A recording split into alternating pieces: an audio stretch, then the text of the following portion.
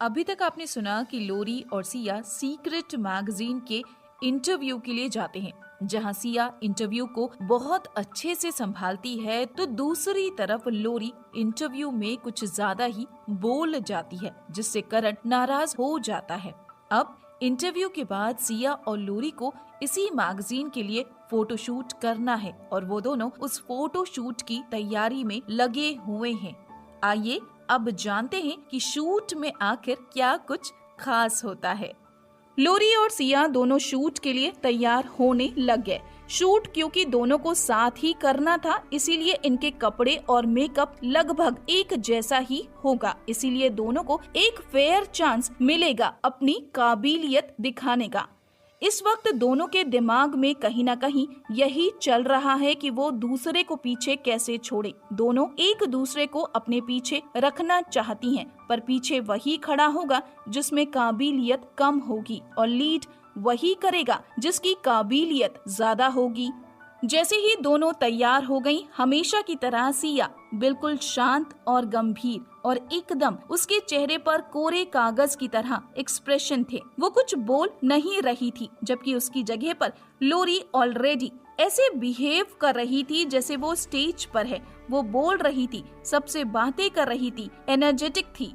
उसे देखकर makeup artist और वहाँ खड़ा हर व्यक्ति उसकी खूबसूरती की तारीफ कर रहा था। हर कोई कह रहा था कि लोरी कितनी खूबसूरत लग रही है, जबकि सिया बिल्कुल शांत एक कोने में बस बैठी हुई थी। उसे देखकर कोई कह नहीं सकता था कि वो शूट करने के लिए आई हुई है। बस ऐसा लग रहा था कि कपड़े पहनकर शांत होकर बैठी है, क्योंकि दोनों ने सेम कपड़े पहने हुए थे, एक ही तरह की एम्ब्रॉयडरी थी, एक ही तरह का ड्रेस था। तो दोनों के बीच में कंपैरिजन करने के लिए फिलहाल सिर्फ उनका एटीट्यूड था, जो लोरी का ज्यादा अट्रैक्टिव था, जबकि सिया के एटीट्यूड में कोई अट्रैक्शन नहीं था। तभी एक आर्टिस्ट ने आकर लोरी से कहा, मैम, क्योंकि आप तैयार हो चुकी हैं, इसलिए चलिए आपका पहले सोलो शूट कर लेते हैं। मैगजीन के शूट के अंदर के पन्नों के लिए कुछ सोलो फोटोज भी शूट होने वाली थी। लोरी जैसे ही अपनी सीट से उठी, उसने एक बड़ी ही कॉन्फिडेंट सी स्माइल दी और सिया की ओर इस तरीके से देखा जैसे उसे पता है कि आज के शूट में वही जीतने वाली है और वही सबकी तारीफें बटोरेगी। हालांकि इस वक्त वो सब की तारीफें बटोर भी रही है, हर कोई उसकी तारीफ कर रहा है। इस समय सारे स्टाफ को लोरी से ज्यादा उम्मीद है। उन सभी को लग रहा है कि लोरी ही अच्छा करेगी। जैसे ही लोरी स्टेज में पहुंची, स्टूडियो वीडियो के सेटअप में एक टेबल पर साथ में कुर्सी रखी हुई है और एक ब्लू कलर का पोर्सलिन गुलदस्ता रखा हुआ है। ये बिल्कुल पेंटिंग की तरह सेटअप लग रहा है। लोरी को उस कुर्सी पर बैठकर अपने पोज देने हैं। जैसे ही लोरी स्टेज पर पहुंची, फोटोग्राफर के असिस्टेंट ने जाकर उसके कान में कहा, सुना है ये सुकन्या के टक्कर की मॉडल है, जरूर अच्छी प्रोफेशनल मॉडल होगी, देखते हैं क्या करती है। ये सुनकर फोटोग्राफर की उम्मीदें और ज्यादा बढ़ गईं और उसने बड़े ही आराम से लोरी से कहा, मैम, हम शूट शुरू करते हैं, आप अपने पोज देना स्टार्ट कीजिए। पहले हम थोड़े साइड पोज ले लेते हैं। लोरी को उसके अमेरिकन एक्सेंट की वजह से उसकी बात समझ में नहीं आई। दुभाषिए की मदद से बात समझकर उसने पोज देना स्टार्ट कर दिया। उसने अपना पहला पोज दिया, जिसमें वो अपनी कमर पर हाथ रखकर स्कर्ट को पीछे की तरफ कर खड़ी हो गई और उसने अपना सर एकदम पीछे झुका दिया। पर ये किसी खूबसूरत महिला की जगह किसी सिडक्टिव महिला का पोज ज्यादा लग रहा था। फोटोग्राफर को लगा कि शायद लोरी को उसकी बात समझ में नहीं आई है, अभी उसे अपने मोमेंटम को कैच करने में थोड़ा टाइम लगेगा, लेकिन वो कर लेगी। उसने फिर भी कुछ फोटो खींच लिए। फिर उसने लोरी से कहा, ठीक है, अब आप बैठ जाइए, हम थोड़े फोटो सामने से बैठकर ले लेते हैं। इस पोज में लोरी को एक लाल रंग की बास्केट हाथ में लेकर कुर्सी पर बैठना था। लोरी बैठ तो गई, पर अपना क्लीवेज दिखाने के चक्कर में उसने अपनी गर्दन को नीचे झुका दिया, जिससे फोटोग्राफर सिर्फ उसका चौड़ा माथा देख पा रहा था। लोरी ने अपने चेहरे पर बस एक स्माइल चिपका ली थी, इसके अलावा वो कोई एक्सप्रेशन नहीं दे पा रही थी। अब फोटोग्राफर को गुस्सा आने लगा था। उसने असिस्टेंट से कहा, किस गधे ने कहा है ये सुकन्या के टक्कर की मॉडल है, इसको तो कुछ भी नहीं आता। अब फोटोग्राफर को लोरी से कोई उम्मीद नहीं बची थी। वो बस अपने हाथ में लिया हुआ काम पूरा करना चाहता था और उसने वही किया। लोरी को इतनी भी शर्म नहीं थी कि शूट खत्म होने के बाद वो फोटोग्राफर के पास गई और उससे पूछा, कैसा रहा? फोटोग्राफर ने कोई जवाब नहीं दिया, पर उसके असिस्टेंट ने बस मैनर्स की खातिर ये कह दिया, हाँ ठीक था। और लोरी ये सुनकर खुश हो गई और जाने लगी।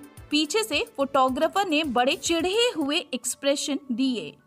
फोटोग्राफर ने अपने असिस्टेंट से कहा कि कोई और बाकी है क्या?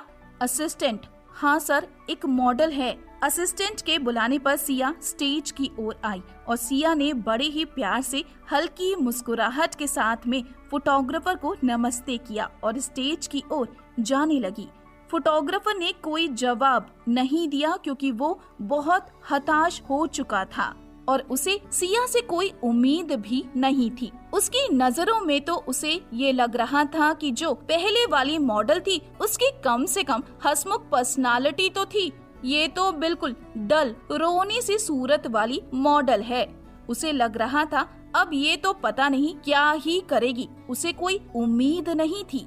फोटोग्राफर हताश हो चुका था। फोटोग्राफर ने सिया को कोई क्लू देना भी जरूरी नहीं समझा क्योंकि उसे कोई उम्मीद नहीं थी। उसे लग रहा था कि बस सिया आए, फोटो खिंचवाए और वो अपना काम खत्म करे और सब कुछ वाइंड अप किया जाए। सिया जैसे ही स्टेज पर आई, फोटोग्राफर ने बस जरा सा पोज का डिस्क्रिप्शन दिया और फोटो खींचने के लिए तैयार हो गया। हालांकि उस फोटो खींचने के लिए सिया को ज्यादा कुछ करने की जरूरत नहीं थी। वो बस जैसी शांत रहती है वैसे ही उसे रहने की जरूरत थी। पर इस फोटो को खिंचवाने के लिए सिया ने अपनी आंखों के साथ बहुत अच्छे से खेला। उसने अपनी आंखों में ऐसे एक्सप्रेशन लाए जैसे वो एक ऐसी औरत है जो किसी अपने के लिए तैयार हुई है, जिसे वो बहुत प्यार करती है पर वो किसी दूसरे के साथ में है। सिया ने इसके लिए अपनी आंखों में जरा से आंसुओं की एक लकीर खींची और उसके साथ में बस थोड़ा सा मल कर आंखों को लाल कर दिया। ये परफेक्ट ओरिएंटल औरत का लुक था जो शर्मीली है, सहनशील है, समझदार है, ताकतवर है और वो सब कुछ है, पर वो प्यार भी करना जानती है। ये देखकर फोटोग्राफर अपनी एक्साइटमेंट को रोक नहीं पाया और उसने जोर से चिल्लाया, परफेक्ट। और इसी तरह से महज 5 मिनट के अंदर सिया ने एक पूरी स्टोरी कंप्लीट कर ली। फोटोग्राफर एक्साइटमेंट से भर चुका था। उसे भी अपनी प्रतिभा दिखाने का मौका मिल रहा था और उसे सिया को ज्यादा समझाने या डायरेक्शन देने की जरूरत नहीं पड़ रही थी। वो सिया को जो भी कहता, सिया सेकेंड में उसी तरह के पोज में कन्वर्ट हो जाती और ऐसा लगता जैसे सिया एक्चुअली में वैसी ही है जैसा उसे करने के लिए कहा गया है। दुख, फ्लर्ट, गुस्सा, प्यार, नजाकत, नफरत, जो भी एक्सप्रेशन सिया को देने के लिए कहा जाता वो सेकेंड में दे देती और इस तरह से फोटो शूट पूरा हो गया। फोटोग्राफर लोरी और सिया को कंपेयर कर रहा था और उसने कहा, देखो मॉडल ऐसी होती है। शूट खत्म होने के बाद में सिया अपने कपड़े बदलने के लिए जैसे ही ड्रेसिंग रूम की ओर गई, ड्रेसिंग रूम के बाहर ही लोरी का असिस्टेंट मिल गया। लोरी के असिस्टेंट ने उसे रोकते हुए कहा, अंदर करण सर और लोरी हैं, तुम्हें थोड़ी देर बाहर इंतजार करना होगा। सिया ने उसकी ओर गुस्से से देखा और उसे हाथ से किनारे कर दिया और अंदर चली गई। अंदर जाकर देखा कि करण कुर्सी पर बैठा हुआ है और लोरी उसकी गोद में बैठी हुई है। इसे देखकर सिया को वो अपनी बैचलर पार्टी की रात याद आ गई जब उसने पहली बार इन दोनों को साथ में बिस्तर पर देखा था। सिया ने कुछ कहा नहीं, बस चुपचाप वहाँ पर खड़ी रही, पर उसकी नजरों में प्यार या नफरत कुछ भी नहीं नजर आ रहा था। सिया को इतना एक्सप्रेशन लेस देखकर लोरी जो करना चाह रही थी वो कर नहीं पाई और थोड़ा अनकंफर्टेबल हो गई।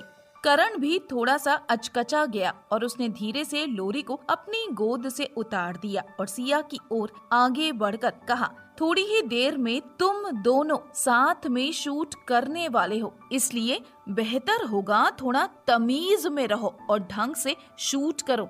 मैं तुम दोनों की कोई शिकायत नहीं देखना चाहता और ना ही कोई तमाशा चाहता हूँ, इसलिए थोड़ा सा ढंग से रहना। लोरी, बेबी तुम परेशान मत हो, मैं देख लूंगी, मैं इसका ध्यान रखूंगी। करण ड्रेसिंग रूम के बाहर निकल गया और मौका पाते ही सीक्रेट मैगजीन के एक स्टाफ से उसने शूट के बारे में पूछा। सबसे पहले उसने लोरी के बारे में पूछा कि उसका शूट कैसा गया। लोरी के बारे में पूछे जाने पर स्टाफ ने कहा, अच्छा था, उसका काफी अच्छा भविष्य है, वो काफी अच्छा करेगी। जब करण ने सिया के बारे में पूछा तो स्टाफ ने एक मुस्कुराहट दे दी। उसके पास कहने को कुछ शब्द ही नहीं थे क्योंकि वो उसके बारे में कोई कमेंट नहीं कर सकता था। सिया का शूट इतना परफेक्ट था कि कोई उस पर कुछ बोल नहीं पा रहा था, लेकिन करण तो एक तरफा ही सोचता था और उसने लोरी के बारे में ही सोचा कि शायद लोरी का शूट ज्यादा अच्छा गया है, सिया का नहीं। दोनों तैयार होने के लिए मेकअप रूम में आए और वहाँ पर डिजाइनर ने दोनों के कपड़े अलग अलग फाइनल करके रखे हुए थे। डिजाइनर ने लोरी के बोल्ड और हंसमुख पर्सनालिटी को देखते हुए उसे काले रंग का ड्रेस दिया था, जबकि सिया की शांत पर्सनालिटी देखते हुए उसे लगा सिया पर सफेद रंग ज्यादा फबेगा। पर लोरी अच्छे से जानती थी सफेद ज्यादा अटेंशन अपनी ओर खींचता है और आंखों को ज्यादा जचता है, इसलिए उसने तुरंत सिया के काउंटर से ड्रेस उठा लिया। इसे देखकर डिजाइनर दुविधा में पड़ गया। डिजाइनर को दुविधा में पड़ा देखकर सिया ने कहा, कोई बात नहीं, उसे ले लेने दो। पर राशि से रहा नहीं गया। राशि ने बीच में कहा, तुम्हारी क्या आदत है सब कुछ छीनते रहने की? दूसरों की चीजें तुम्हें ज्यादा अच्छी लगती हैं? लोरी, जब सिया कुछ नहीं बोल रही है तो तुम क्यों बोल रही हो? और तुम्हारी औकात क्या है? तुम बस एक असिस्टेंट हो, वही बनकर रहो, ज्यादा बनने की कोशिश मत करो। सिया ने राशि की ओर देखा और कहा, कोई बात नहीं, उसे ले लेने दो। राशि ने उसकी आंखों का इशारा समझ लिया क्योंकि राशि बहुत अच्छे से जानती थी कि सिया अपनी चीज ऐसे ही किसी को नहीं लेने देगी। इधर लोरी ये सोच कर खुश हो रही थी क्योंकि उसने सफेद रंग का ड्रेस पहना हुआ है, इसलिए अब सिया को उसके पीछे ही खड़ा होना पड़ेगा और वो सिया से आगे रहेगी।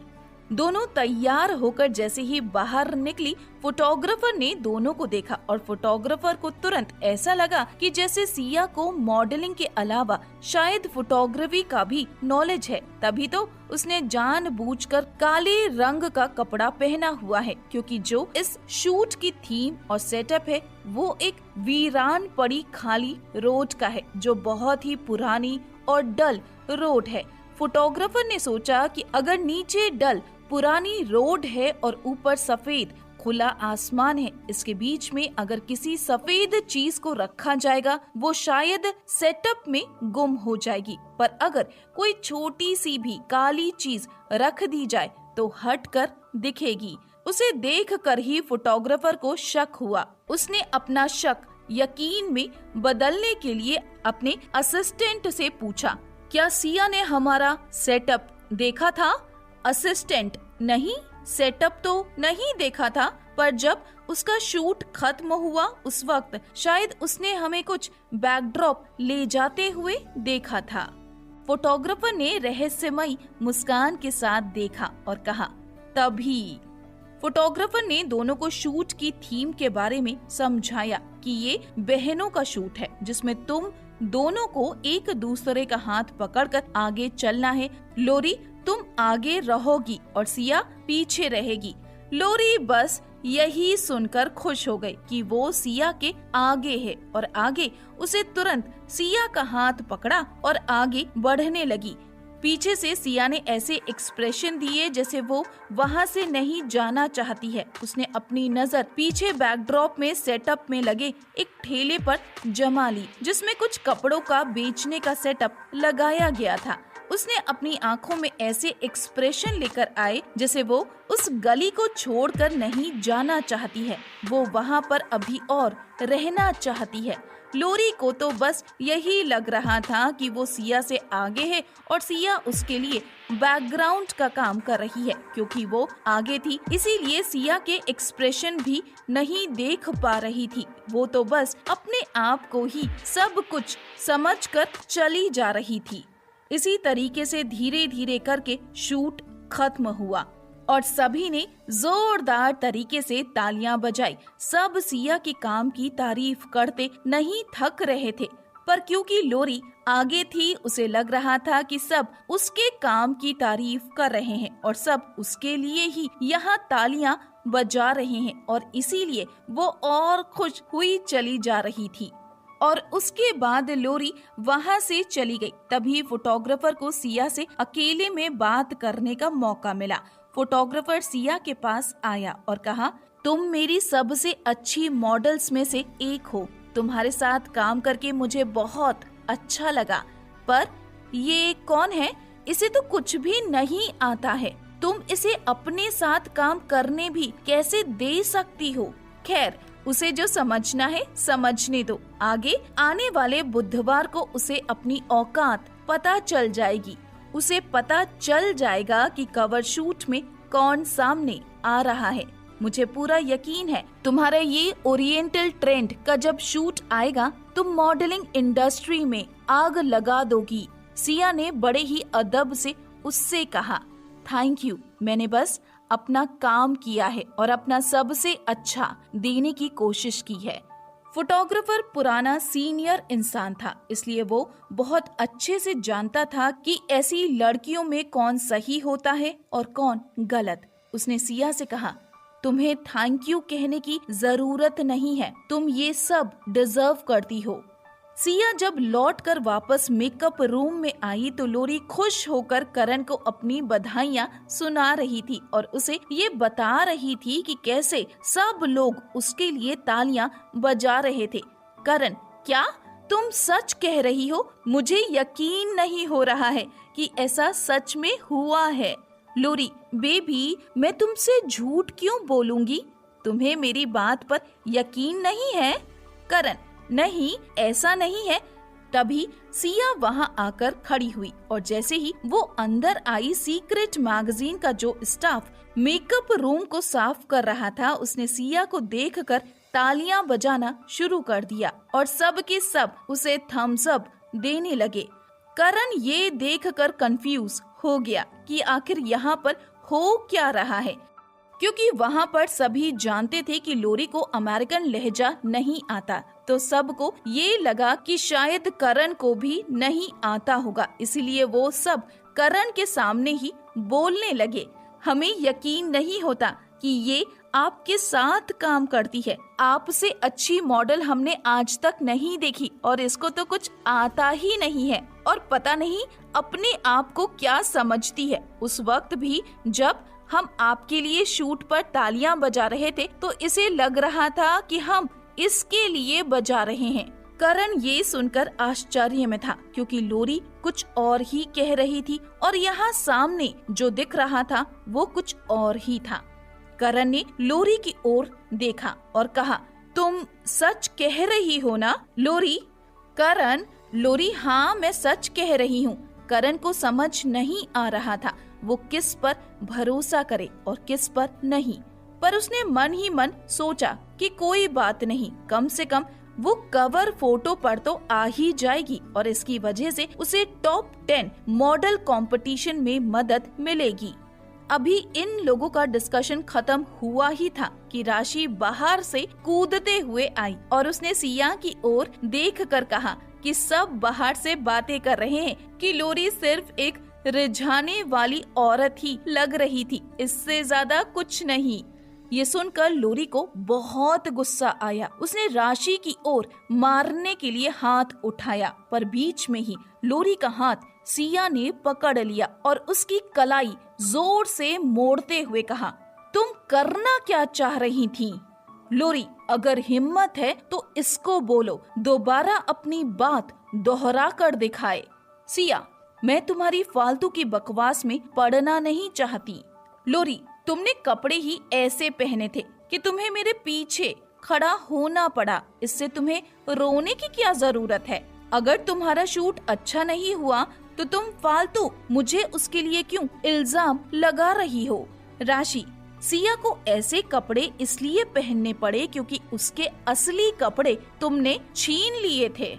लोरी फिर से गुस्से में राशि की ओर बढ़ी और सिया ने बीच में आते हुए कहा, मैं फालतू की बहस में नहीं पड़ना चाहती हूँ। जो भी होगा वो आने वाले बुधवार को पता चल ही जाएगा, तो इसके लिए अब इस बहस को यहीं पर खत्म करो। लोरी, हाँ, बुधवार को तो सब कुछ पता चल ही जाएगा और तुम्हें भी अपनी औकात पता चल जाएगी। ये कहते हुए लोरी ने जोर से मेकअप टेबल पर रखा हुआ सारा सामान जमीन पर फेंक दिया, जिससे मेकअप की एक शीशी टूट गई और सिया के पैरों में कुछ टुकड़े चुभ गए, जिसे देखते ही राशि जोर से चिल्ला पड़ी, तुम्हें पता है कितने महंगे पैर हैं ये? अभी इसी वक्त सिया से माफी मांगो। लोरी, मैं और माफी मांगू, वो भी सिया से? तुम सपना देख रही हो? सिया, राशि, कोई बात नहीं, इसे माफी मत मांगने दो। तुम मेरी इंश्योरेंस कंपनी को फोन करो, वो इसे इंश्योरेंस में कवर कर देंगे। और हाँ, मुझे इस बात का पूरा यकीन है क्योंकि उनको ये इंश्योरेंस बहुत महंगा पड़ने वाला है, इसलिए ऐसा करने वाले को वो किसी भी सूरत में नहीं छोड़ेंगे। इसके लिए तो वो प्रॉपर इन्वेस्टिगेशन करेंगे ही। करण, इंश्योरेंस, तुम्हारा कहने का क्या मतलब है? सिया, यही कि मेरे पैर एक बहुत ही महंगे इंश्योरेंस से इंश्योर्ड हैं और इसके लिए मैं जैसे ही इंश्योरेंस कंपनी को फोन करूंगी वो इसका इंश्योरेंस क्लेम तो मान लेंगे, पर ऐसा करने वाले को किसी भी सूरत में नहीं छोड़ेंगे, वो उसके खिलाफ केस कर देंगे। तो या तो तुम अपनी गर्लफ्रेंड को बोलो कि वो मुझसे माफी मांग ले या फिर मैं इंश्योरेंस कंपनी वालों को फोन करती हूँ। करण, मुझे नहीं पता था कि तुम इस हद तक गिर सकती हो। तुम एक गलती से हुई गलती के लिए इस हद तक का घटियापन कर सकती हो, मैं सोच भी नहीं सकता। बस करण का ये कहना था कि सिया ने अपनी टेबल से फाउंडेशन की बोतल उठाई और लोरी के पैरों की तरफ फेंक दी। जिस तरह से सिया के पैरों में कांच चुभा था, ठीक उसी तरह से लोरी के पैरों में भी कांच चुभ गया और सिया ने बस हंसते हुए कहा, मुझे पूरा यकीन है गलती से हुई गलती को तुम माफ कर दोगे, और अगर नहीं कर सकते तो ज्यादा घटिया कौन है, मैं या तुम? लोरी बहुत गुस्से में थी और गुस्से में तिलमिला उठी। उसने बोला, चलो ठीक है, हम एक शर्त लगाते हैं, आने वाले बुधवार को अगर पब्लिक का ओपिनियन तुम्हारे लिए अच्छा नहीं रहा तो तुम मॉडलिंग इंडस्ट्री छोड़ दोगी। सिया, तुम्हारी औकात क्या है जो तुम मुझसे शर्त लगा रही हो, और तुम हो क्या जिसकी मैं शर्त मानूं और उसके लिए मॉडलिंग छोड़ दूं? ये कहकर सिया वहाँ से बाहर निकल आई। बाहर आकर राशि ने सिया से कहा, सॉरी, मेरी वजह से तुम्हें चोट लग गई। सिया, कोई बात नहीं, तुम परेशान मत हो। अगर आज तुम नहीं होती तो भी लोरी मुझे परेशान करने के लिए कोई ना कोई वजह ढूंढ ही लेती। अब तो हमें आने वाले बुधवार का इंतजार करना है ताकि हम लोरी को मुंह के बल गिरते हुए देख सकें। तीनों जब बाहर निकले तो सीक्रेट ऑफिस के बाहर ही कविता की गाड़ी खड़ी हुई थी। कविता और सिया ने एक दूसरे को देखा, पर सिया ने देखकर अनदेखा करने की कोशिश की। कविता ने सिया की ओर आकर कहा, मुझे तुमसे बस यही कहना है कि अगले बुधवार को तुम्हें तुम्हारी औकात पता चल जाएगी और तुम इंडस्ट्री से बाहर दिखोगी। सिया, लगता है तुम्हें लोरी पर बहुत भरोसा है। कविता, भरोसा भी है और मुझे ये भी पता है कि उसका शूट अच्छा गया है, इस वजह से टॉप 10 कंपटीशन के जजों ने उसे एक्स्ट्रा पॉइंट भी दिए हैं। सिया, ठीक है, देखते हैं क्या होता है, और अगर यही है तो यही सही, हम बुधवार का इंतजार करते हैं। ये कहकर सिया आगे बढ़ गई। राशि ने थोड़ी सी चिंता दिखाते हुए कहा, मुझे कविता के इरादे कुछ ठीक नहीं लग रहे। सिया, उसका सबसे बड़ा इरादा मुझे खत्म करने का है और इस इंडस्ट्री से हटाने का है। उसके लिए वो किसी भी हद तक जा सकती है और वो कुछ भी कर सकती है। राशि, ऐसा बिल्कुल नहीं कर पाएगी। मुझे और मीरा को तुम पर पूरा यकीन है, और कुछ भी हो, सबसे बड़ी बात ये है कि बिग बॉस तुम्हारे साथ में है। तुम्हें परेशान होने की क्या जरूरत है। राजवीर का नाम सुनकर सिया को याद आया कि राजवीर उसे लेने आने वाला था। उसने अपना मोबाइल निकाला और राजवीर को फोन लगाया। जैसे ही सिया ने हेलो बोला, सामने से एक हंसती हुई आवाज आई और उसमें राजवीर ने कहा, पीछे मुड़ो। सिया ने जैसे ही पीछे मुड़कर देखा, लिमोजिन कार से टिका हुआ राजवीर खड़े होकर उसका इंतजार कर रहा था। सिया का दिल जोर से धड़क गया। उसे लगा ये तो एक राजा जैसा इंसान है जिसके साथ पूरी फौज चलनी चाहिए, और कहां ये सिया के लिए अकेला पेड़ के नीचे खड़ा उसका इंतजार कर रहा है। राजवीर को देखकर सिया को लगा कि क्यों इन घटिया लोगों के लिए वो राजवीर को इंतजार करा रही है। राजवीर से जिस दिन से उसकी शादी हुई है, राजवीर ने उसकी हर गलती को, हर परेशानी को अपना समझा और उसका साथ दिया। उसके बाद भी क्या राजवीर को इंतजार कराना ठीक है? जैसे ही सिया राजवीर के पास पहुंची, सिया के पैरों पर राजवीर की नजर गई और वो गुस्से से आग बबूला हो उठा और गुस्से में उसने कहा, ये सब राशि राजवीर को सब कुछ बताने वाली थी कि सिया ने बीच में ही रोकते हुए कहा, राजवीर घर चली, मुझे आपसे कुछ बात करनी है। हालांकि राजवीर को ये समझने में देर नहीं लगी कि हुआ क्या है। उसने राशि की ओर देखा और राशि की शक्ल देखकर वो सब कुछ समझ लिया। इसका हर जाना तो उन लोगों को भुगतना ही पड़ेगा, पर अभी कुछ नहीं। अभी वो सुनना चाहता है कि सिया क्या कहने वाली है। दोनों घर पहुँचे। राजवीर ने सिया को अपनी बाहों में लिया और गोद में उठाकर अपने बेडरूम तक ले गया। इस वक्त बेडरूम में सिर्फ दोनों अकेले हैं। उसने मेड को बोला कि फर्स्ट एड बॉक्स ला कर दे। फर्स्ट एड बॉक्स अपने हाथों में लेकर वो जमीन पर ही बैठ गया और सिया के पैरों पर दवाई लगाने लगा। सिया को राजवीर को इस तरह जमीन पर उसके लिए परेशान बैठा देखकर सिया के दिल में कुछ हो रहा था। वो राजवीर को बार बार कुछ कहना चाह रही थी पर रुक रही थी। उसकी जुबान लड़खड़ा रही थी। फिर भी उसने हिम्मत जुटाकर कहा, राजवीर आई लव यू, पर अब मैं पूरी तरह से तुम्हें पाना चाहती हूँ। मैं आज जो भी हूँ वो तुम्हारी वजह से हूँ, सिर्फ और सिर्फ तुम्हारे लिए हूँ। अब लोरी और करण को साथ में देखकर मेरा दिल नहीं दुखता। इससे मुझे समझ आ चुका है कि मेरा अब मेरे अतीत से कोई रिश्ता नहीं बचा है।